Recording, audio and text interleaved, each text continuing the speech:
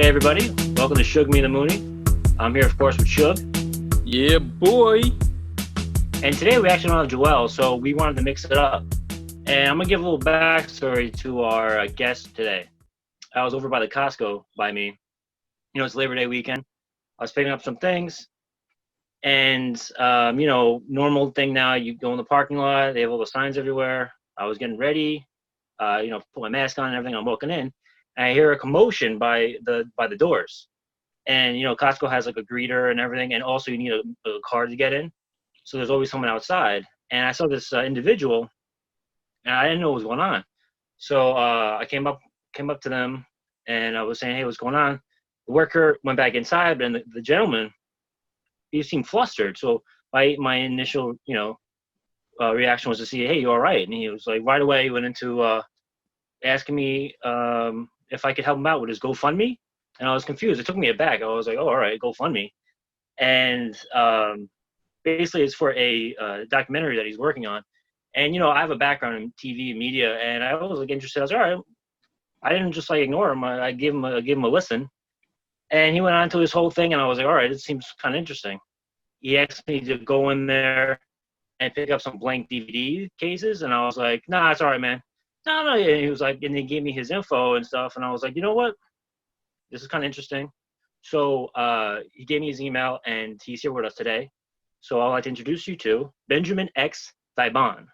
Yeah, thank you very much, Michael. I'm glad to be on this show here with you. I'm sorry I couldn't be here with the little Mexican boy and the Arab that you usually have. But I'm glad to be here, man, and thank you so much for listening to me in the Costco parking lot. Not many people give me the time of day. I don't know why. I think what it is that people in this country, they're not ready to hear the truth. They're not ready to hear something from a true-blooded American like me. You see me, look at this. This is all the NFL teams. You know what year this ties from? It's from 1998. Back when players used to stand for the anthem. Right. So have you listened to any of our shows? I listen to some of them. I hear all the nonsense you guys talk about my president, the greatest president of the United States, Donald Trump. Like, how dare you say the things you do? And that little Arab boy, the one with the curly hair, man, I can't stand that sumbitch. But why didn't you just wear the mask?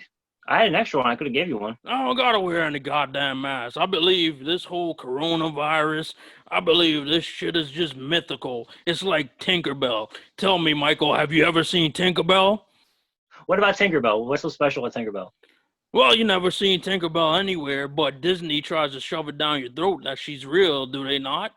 Like, all of a sudden, she's gonna, like, drop pixie dust on you and your dick's gonna grow, like, 20 inches. I don't believe in none of that shit. My dick is already 20 inches. I don't need pixie dust or whatever the hell they're talking about. Cast a shadow, and the shadow, it's like Peter Pan. So I was interested that you were trying to get stuff for your production, and I'm open-minded. I'm always working on projects. When me and Suge started this project, it was, kind of just like an idea. Now, we're doing it more. I let your buddy that was with you, he wore the mask. He said he's comfortable with, putting on masks and stuff. He likes that type of thing. And we went in together, and he was mentioning the name of your docu is Boneless Wings Are Glorified Nuggets, America and the Specification of the Chicken Wing. And that was a mouthful. I couldn't hear him a few times because he had the mask on, and his accent, I'm not sure where he's from, but your buddy, is he part of the production? First of all, Guillermo is not my buddy. He's my adoptive son. He's 27 years old. I welcomed him into my home.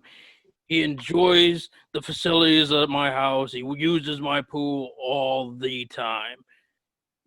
He seemed like a nice guy. I lost track of him though because he ran it off into the swimwear aisle. He enjoys wearing Speedos. That's his preferred a choice of wear. Like, you're wearing like a New York Knicks shirt. And the only thing good about the New York Knicks is Jim Dolan. He's a no nonsense type of guy, and he loves blues and jazz just like I do, except when it's only played by white men. Mike, is this dude serious?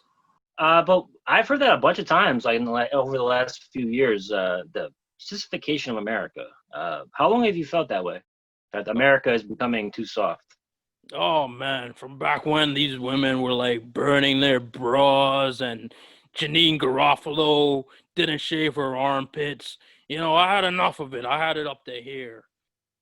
You know, I like my women tight and well put together and very slim with like A cups and flat butts. Uh, I want them to look like what's that girl from that movie Basketball Diaries, the little girl, and then she was in Titanic. Like I like my women to look like her. Wow. Oh yes, I believe that's a man. That's Leonardo DiCaprio. God damn you.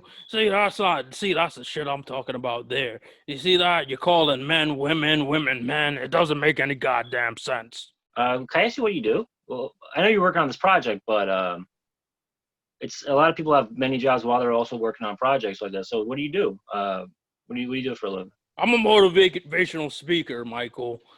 I motivate people. I motivate male people, and sometimes I do private sessions.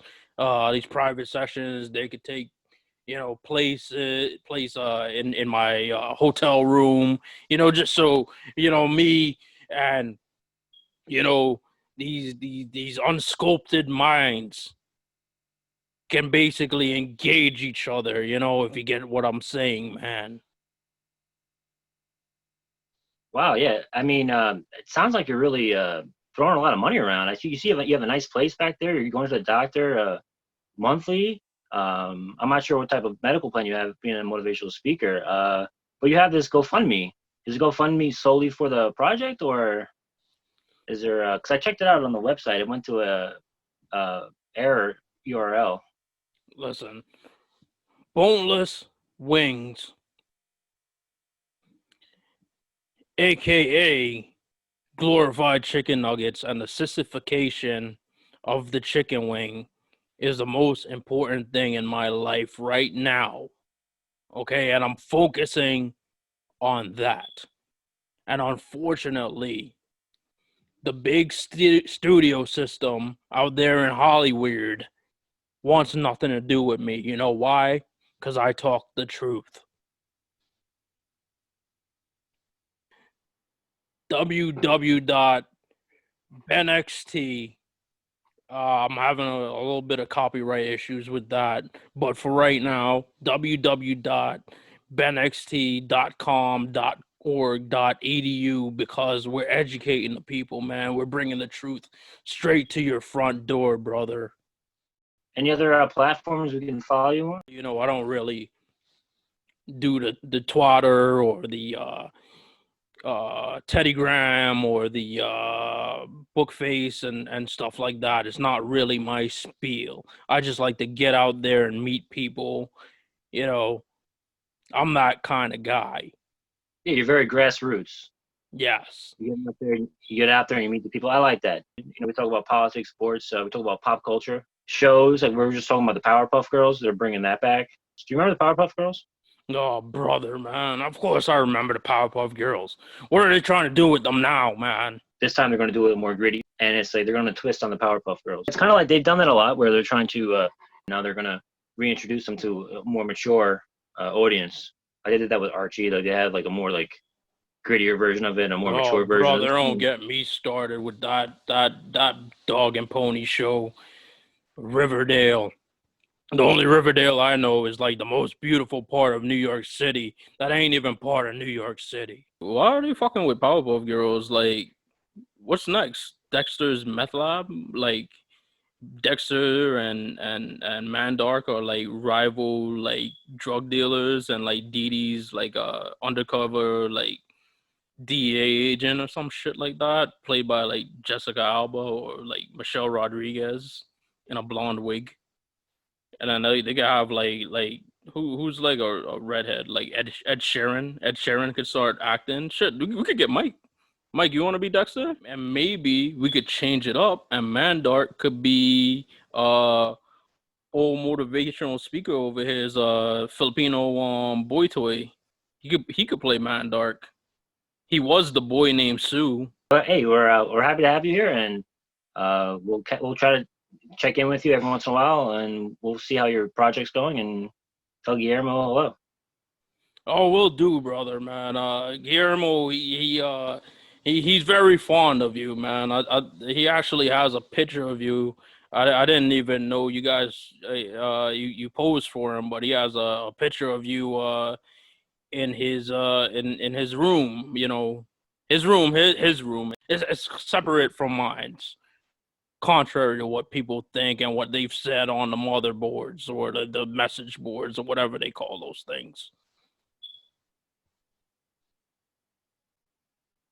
All right, so this has been a pleasure, and I can't wait to talk to you again. Yeah. Keep watching our show, and I'm happy to get some notes from you, and we can go back and forth and have a intellectual conversation. Michael, maybe one of these days I can invite you to the Hampton Inn, to my room, and we can have one of those one-on-one sessions, because it looks like you need a little motivation in your life. I think I'm still following the protocols. We're mostly do Zooms. We're doing Zoom still. So yeah, but I appreciate the offer. I'm not sure how good the Wi-Fi is at the Hampton Inn.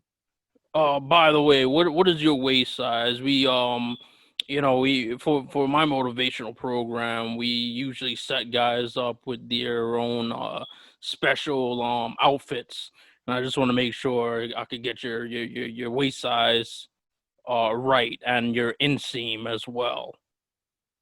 Don't worry, we'll figure that out as we go along. We just wanted to check in with a new guest contributor, and stay tuned for more episodes of Sugar Be the Mooney.